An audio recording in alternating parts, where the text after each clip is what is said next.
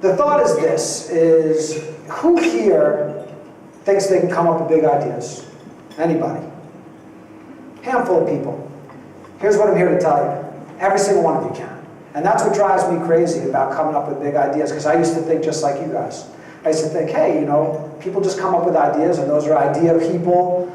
But the reality is this. My publisher pushed me, and he said, you've come up with all these big ideas, not just $1 million, all the way back to the beginning of your career. You come up with all these big ideas. What's your system? And I just laughed. I said, I don't have a system. And he said, so what's more likely?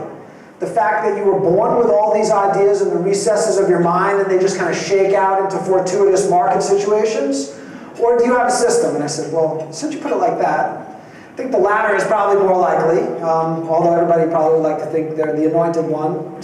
I'm not. So I started to think about that, and I started to really think about the system. What's my system?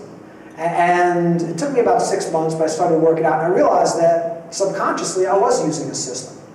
And I love giving this speech to entrepreneurs like yourself and people who are related and associated with entrepreneurs and young students who are first coming into it, because the most important thing about being an entrepreneur is understanding that you can come up with a big idea